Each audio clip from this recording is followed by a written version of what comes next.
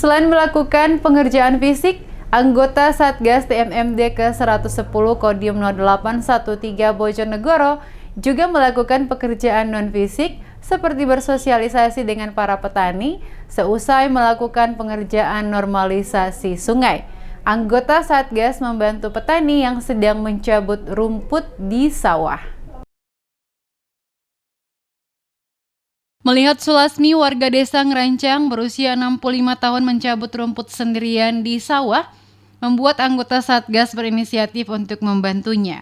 Seusai melakukan pengerjaan normalisasi sungai, prajurit Kepala Fahrul Risnandi Kusdui, anggota Satgas TMMD ke-110 Bojonegoro mengaku kesulitan saat mencabut rumput di sawah.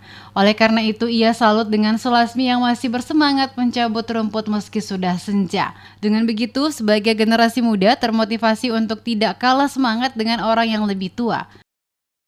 Saya tadi habis itu ikut pembukaan lahan dan normalisasi sungai. Saya ngeliat ibunya ngambil rumput sendirian, makanya saya membantu ibunya. Ternyata nyabut rumput itu capek ternyata, Mbak. Saya itu salut dengan ibunya, ini sudah tua tapi tetap semangat buat nyabut rumput. Saya sebagai generasi muda itu termotivasi buat membantu agar tidak kalah dengan yang tua-tua.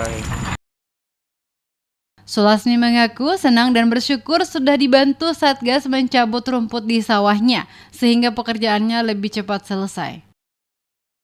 Matun wonten Pak TNI, alhamdulillah dibantu nderek matun. Alhamdulillah kula nggih seneng dibantu Pak TNI, tengiki kula nggih seneng, alhamdulillah kula nggih malah seneng.